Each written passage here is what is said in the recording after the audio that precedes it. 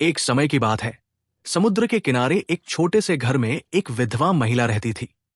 उसके साथ उसका एक छोटा बच्चा था। वो हर रोज समुद्र किनारे जाती और मछुआरों द्वारा छोड़ी गई मछलियां उठा लाती थी। इसी तरह उसका और उसके बच्चे का गुजारा चल रहा था। एक दिन जब वो समुद्र किनारे मछलियां बटोर रही थी, थोड़ी दूर एक जहाज आकर रुका और उसमें से कुछ आदमी जहाज से उतरकर किनारे आए। उनके हाथों में दूरबीनें थी और वे तेजी से महिला की तरफ आ रहे थे। गरीब महिला ने मछलियां वहीं छोड़ दी और अपने बच्चे को सीने से लगाकर डर भरी नजरों से आने वालों को देखने लगी। एक मोटा बूढ़ा आदमी, जो शक्ल से कप्तान मालूम होता था, दूरबीन से इधर उधर देखकर बोला, हमसे कितनी बड़ी गलती हुई। कोहरे और धुंध की वजह से हम गलत जगह उतर गए। ये वो द्वीप नहीं है। खैर, आओ उस महिला से पूछते हैं। वो महिला के पास आया और नरमी से बोला, बहन, क्या तुम यही कहीं रहती हो? जी, मैं यहीं पर रहती हूं। महिला झिझक कर बोली, मैं पास ही एक छोटे से घर में रहती हूं। ये कहकर वो वापस जाने के लिए मुड़ी। कप्तान ने उसे रोककर पूछा, क्या यहां कोई शहर है? हमें कुछ खरीदना है। यहां पास में कोई शहर नहीं। महिला ने उन्हें जवाब दिया। वे जाने के लिए मुड़े ही थे कि कप्तान की नजर महिला की गोद में दुबके बच्चे पर पड़ी। वो बच्चे को गौर से देखकर बोला, आह, कितना प्यारा बच्चा है। ये बड़ा होकर बहुत बहादुर और समझदार नाविक बनेगा। ऐ महिला, क्या ये तुम्हारा बच्चा है? इसका पिता कहाँ है? महिला की आंखों से आंसू झरने लगे। वो हिचकियां लेते हुए बोली, इसका पिता इसके पैदा होने से पहले ही मर गया था। इतना कहकर वो जोर जोर से सिसकियां भरने लगी। बूढ़े कप्तान ने इस तरह सर हिलाया जैसे उस पर बहुत असर हुआ है। वो बच्चे को फिर से गौर से देखकर कहने लगा, गरीब महिला, मुझे डर है कि अगर ये बच्चा तुम्हारे पास रहा तो ये वो नहीं बन सकेगा जो इसे बनना चाहिए। इसलिए अगर तुम अपने बच्चे से सच्ची मोहब्बत करती हो और तुम चाहती हो कि ये बड़ा होकर दुनिया में अपना नाम कमाए, इसे मुझे दे दो। मैं इसे अपने बच्चे की तरह पालूंगा। इसके बदले तुम जितनी चाहो मुझसे दौलत ले सकती हो। मां ने अपने बच्चे को प्यार भरी नजरों से देखा और फिर अपने सीने से लगाकर बोली, नहीं नहीं, मैं अपने बच्चे को किसी कीमत पर नहीं दे सकती। दुनिया में सिर्फ यही मेरा सहारा है। मुझे मरना मंजूर है, मगर इससे जुदा होना मंजूर नहीं। ये तुम्हारी गलती है। कप्तान बोला, जरा सोचो, अगर ये तुम्हारे पास रहा तो बड़ा होकर ज्यादा से ज्यादा एक मछुआरा बनेगा, और अगर मेरे पास रहा तो मैं इसे एक ऐसा आदमी बना दूंगा जिसे देखकर तुम भी गर्व कर सको। महिला की आवाज भारी हो गई। एक तरफ बच्चे का मोह और दूसरी तरफ उसकी भलाई और आराम। उसकी शक्ल से मालूम होता था कि वो बड़ा दयालु और ईश्वर से डरने वाला इंसान है। उसने थरथराते हाथों से बच्चे को कप्तान की गोद में दे दिया और कप्तान ने नोटों का एक बंडल महिला के हाथ में थमा दिया। कप्तान ने कहा, ये लो, ये तुम्हारे 10 साल का खर्च है। मैं 10 साल के बाद इस बच्चे को तुम्हारे पास वापस लेकर जरूर आऊंगा। तुम किसी तरह की चिंता मत करना। ये कहकर वो जितनी तेजी से आया था उतनी तेजी से वापस चला गया।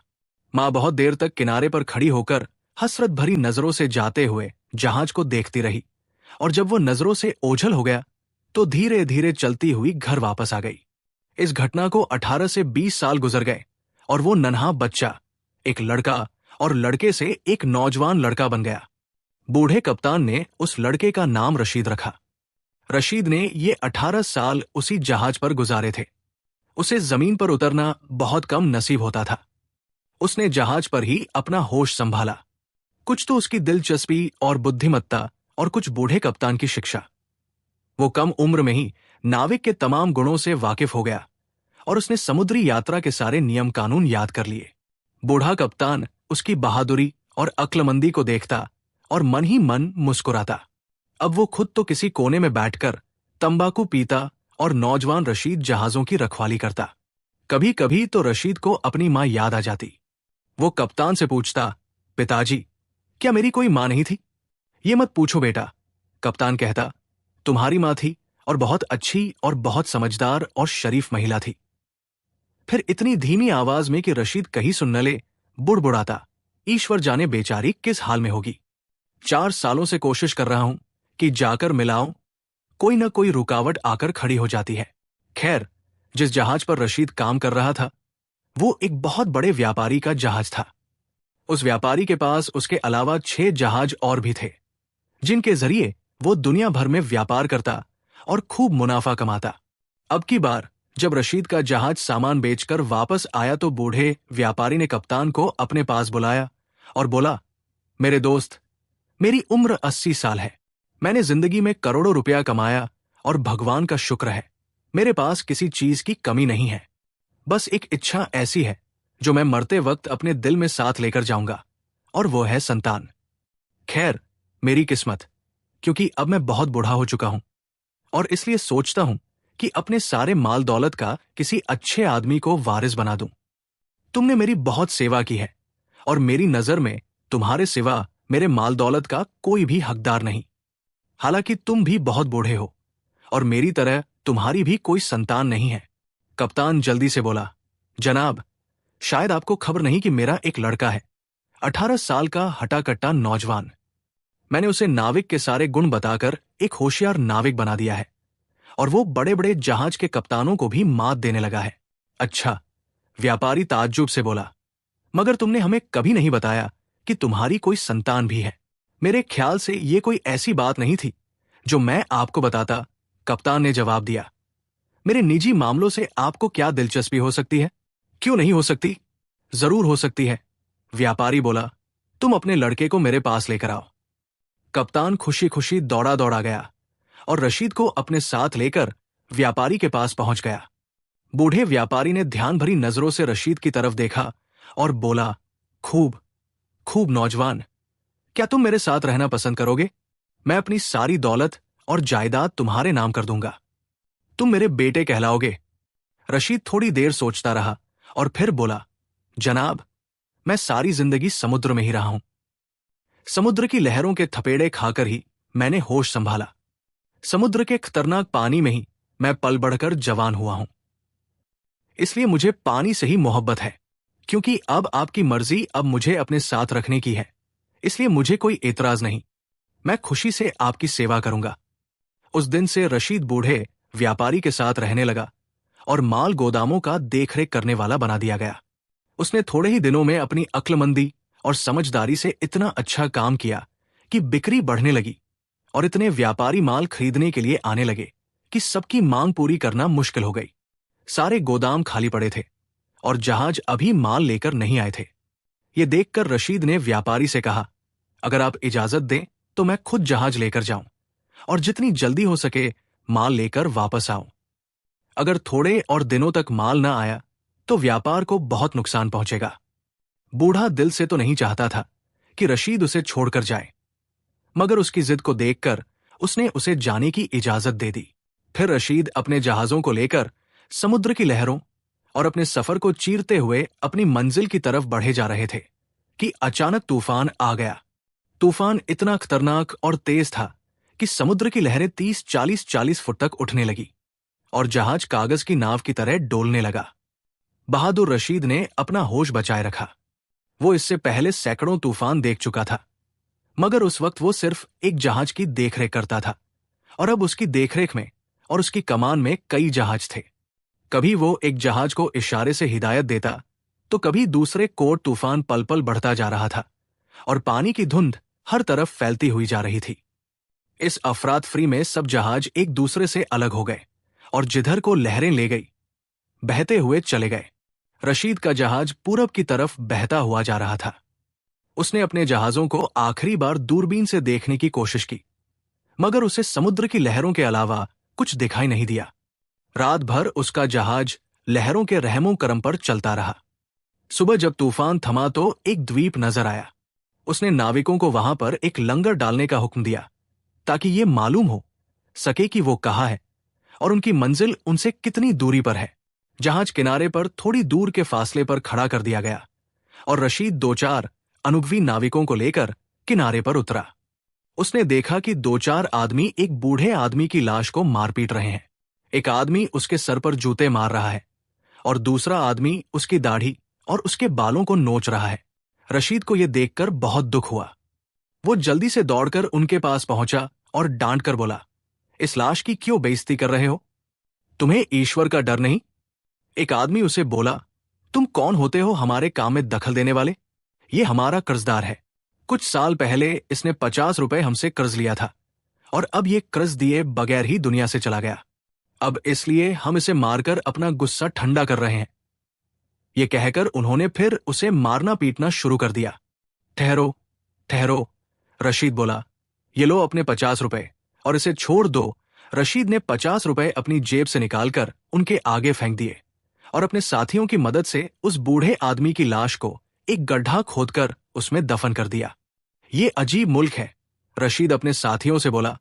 क्या इससे पहले तुम कभी यहां पर आए हो? मैं तो यहां कभी नहीं आया, एक नाविक बोला।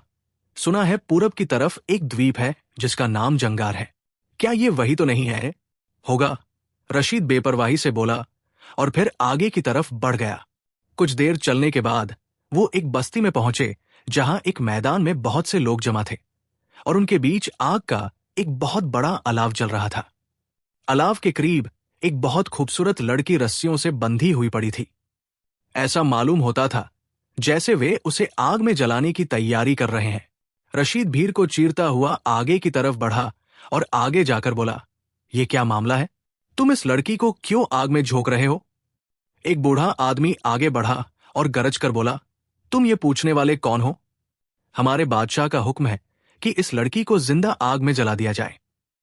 फिर एक और आदमी जो शक्ल से भला मानस मालूम होता था आगे की तरफ बढ़ा और कहने लगा, इस लड़की ने हमारे बादशाह से वादा किया था कि वो 1 महीने के बाद हमारे बादशाह से शादी कर लेगी, लेकिन ये अपने वादे से मुकर गई। इसलिए बादशाह ने नाराज होकर हुक्म दे दिया कि इसे और इसके सारे परिवार को आग में जला दिया जाए। इसके बाकी परिवार को तो कल ही जला दिया गया और आज इसकी बारी है, मगर तुम्हें क्या? तुम अपना रास्ता लो। ठहरो, रशीद ने सोने की मोहरों से भरी हुई एक थैली निकालकर उस आदमी के हाथ पर रख दी। इसमें इतनी सोने की मोहरें हैं कि तुम उम्र भर बैठकर खा सकते हो। ये सोने की मोहरें रख लो और इस मजबूर महिला को छोड़ दो और बादशाह को कहना कि हमने उसे जला दिया। पहले तो उन्होंने आपस में सलाह मशवरा किया और फिर सोने की मोहरें लेकर वहां से चले गए। लड़की ने शुक्रिया भरी नजरों से रशीद की तरफ देखा और फिर बोली, नौजवान, अगर तुम मेरी जान न बचाते तो मेरा भी वही हश्र होता जो मेरे परिवार का हुआ। तुम यहां पर अजनबी मालूम होते हो, तुम कौन हो? रशीद ने उसे बताया कि वह एक जहाज का कप्तान है और कोयला लेकर मिस्र जा रहा है ताकि वहां से व्यापार का सामान खरीद कर लाए। कोयला? लड़की हैरत से बोली, इस मुल्क के लोग कोयले पर अपनी जान देते हैं और उसे बड़े शौक से खाते हैं। तुम उन्हें जितना कोयला दोगे वो तुम्हें उतना ही सोना देंगे। अच्छा, रशीद भौचक्का होकर बोला। हाँ, लड़की ने कहा, तुम ऐसा करो कि तुम शहर के सबसे बड़े व्यापारी के पास जाओ और उसे कहो कि मेरे पास कोयलों से भरा एक जहाज है और मैं उसे बेचना चाहता हूं। वो खुशी से राजी हो जाएगा और उसके बदले तुम्हें सोना दे देगा। मगर होशियारी और समझदारी का काम है। जैसे ही सौदा तय हो जाए और सोना तुम्हारे जहाज में पहुंच जाए तो तुम अपने जहाज का लंगर उठा देना और जितनी जल्दी हो सके यहां से निकल जाना। अगर जरा भी देर हुई तो ये जंगली लोग तुम्हें नहीं छोड़ेंगे। तुम पर हमला करके तुम्हारे जहाज और तुम्हारे सारे सामान पर कब्जा कर लेंगे। रशीद ने उस लड़की के हुक्म पर चलने का फैसला किया और शहर के सबसे बड़े व्यापारी के पास पहुंच गया। वो उसे बड़े आदर से पेश आया और जब रशीद ने उसे बताया कि वो जहाज भरकर कोयला लाया है तो वो खुशी से उछल पड़ा और बोला, क्या तुम उसे मुझे बेचना चाहते हो? मुंह मांगे दाम दूंगा। अगर सौदा आज ही तय हो जाए तो अच्छा है। रशीद ने उससे कोयले के बराबर सोना मांगा। सौदागर पहले तो हिचकिचाया मगर फिर राजी हो गया। सोना सुबह 6 बजे मेरे जहाज पर पहुंच जाए। रशीद ने सौदागर से कहा, मैं कोयला किनारे पर डालकर चला जाऊंगा। ये कहकर वो वापस लौट आया और लड़की बैठी उसका रास्ता देख रही थी। सारी बातचीत सुनकर वो बोली, तुम अपने आदमियों को अभी से तैयार रहने के लिए हुक्म दे दो कि जैसे ही सोना जहाज में आए वे जहाज का लंगर उठा दे। अगर जरा भी देर हुई तो दुनिया की कोई ताकत तुम्हें नहीं बचा सकती। रशीद ने अपने सारे नाविकों को हुक्म दिया कि वे तैयार रहें कि जैसे ही इशारा मिले वे जहाज का लंगर उठा दे। वो रात आंखों ही आंखों में कट गई। सुबह होते ही वो सौदागर सोना गाड़ियों में भरकर वहां आम मौजूद हुआ। रशीद ने सारा कोयला किनारे पर पहले ही से उतार दिया था। जब सारा सोना उसके जहाज में आ गया, आवाज लगाने की देर थी कि जहाज चल पड़ा। थोड़ी दूर पहुंचकर रशीद ने दूरबीन से देखा कि कुछ आदमी हाथों में लाठियां उठाए किनारे पर इधर उधर दौड़ रहे हैं। बूढ़ा कप्तान और व्यापारी रशीद की गुमशुदगी से बड़े परेशान थे और उनके दोनों जहाज धक्के खाकर वापस वहां पर पहुंच चुके थे, मगर रशीद के जहाज का कुछ पता नहीं था। जब रशीद वहां पर अपना जहाज लेकर पहुंचा तो बूढ़ा व्यापारी और कप्तान खुशी से फूले नहीं समाये, और जब उन्हें यह मालूम हुआ कि वो अपने साथ बेशुमार सोना लाया है तो उनकी खुशी का ठिकाना न रहा। बूढ़ा व्यापारी लड़की के साथ बेहद प्यार और नरमी से पेश आया और उसकी खूब सेवा की, लेकिन रशीद ने देखा कि वो चुप चुप और खामोश सी रहती है। आखिर रशीद ने एक दिन उससे पूछ ही लिया, तुम अब कहीं नहीं जाओगे? नहीं, रशीद हैरानी से बोला। क्यों? मैं इतने दिनों के बाद तो आया हूं, अब आराम करना चाहता हूं। लेकिन क्यों? तुम्हारा कुछ काम है? हां, लड़की सर झुकाकर बोली। पहले तुमने अपने काम के लिए सफर किया था, पर अब मेरे काम के लिए सफर करोगे। बोलो, क्या तुम हस्पानिया जाओगे? रशीद हंसकर बोला, अगर तुम्हारा कोई काम है तो जरूर जाऊंगा। तुमने मेरे ऊपर वो एहसान किया है जो मैं जिंदगी भर नहीं भूल सकता। सबसे पहले तो तुम अपने जहाज में कुछ सामान भर लो और फिर अपने मालिक से कहो कि मैं व्यापार के लिए हस्पानिया जाना चाहता हूं। जब वो इजाजत दे दे तो फिर मेरे पास आना, मैं तुम्हें कुछ बातें बताऊंगी। रशीद ने एक जहाज में थोड़ा कोयला भरा और फिर अपने मालिक से इजाजत लेकर लड़की के पास आकर बोला, अब बताओ क्या कहना चाहती हो? लड़की ने अलमारी में से एक बढ़िया कोट निकाला और उसे देते हुए बोली, जब तुम हस्पानिया पहुंच जाओ तो रविवार के दिन ये कोट पहनकर शाही गिरजाघर जाना। वहां पादरी की वेदी के करीब 3 कुर्सियां पड़ी होंगी, 2 सोने की और एक चांदी की। तुम उस चांदी की कुर्सी पर बैठ जाना।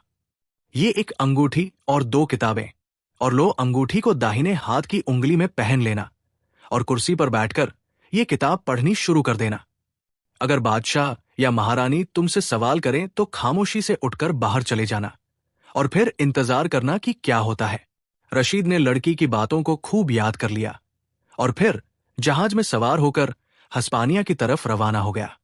3 हफ्तों के बाद वो हस्पानिया पहुंचा और फिर वहां से बंदरगाह की तरफ रवाना हो गया और एक सराय में ठहरा। रविवार का दिन आया तो वो लड़की का दिया हुआ कोट पहनकर गिरजाघर पहुंचा। प्रार्थना का वक्त हो चुका था और सारा गिरजाघर श्रद्धालुओं और आदमियों से भरा हुआ था। रशीद बड़ी खुशी के साथ चलता हुआ उस कुर्सी पर जाकर बैठ गया। थोड़ी देर बाद बादशाह और महारानी भी आ गए और रशीद की दाहिने हाथ वाली कुर्सी पर आकर बैठ गए और फिर प्रार्थना शुरू हो गई। रशीद ने जल्दी से लड़की की दी हुई किताब निकाली और पढ़ना शुरू कर दी, साथ ही साथ किताब पर उंगलियां भी फेरता जाता जिसमें लड़की की दी हुई अंगूठी पहने हुए था। सारे लोग प्रार्थना में लगे थे, लेकिन बादशाह और महारानी रशीद की तरफ देख रहे थे। देखते ही देखते महारानी की आंखों से आंसू बहने लगे और वो हिचकियां लेकर रोने लगी। रशीद उसे रोता देखकर एकदम बाहर निकल आया और सराय चला गया। थोड़ी देर बाद 3 सिपाही आए और कहने लगे, तुम्हें बादशाह बुलाते हैं।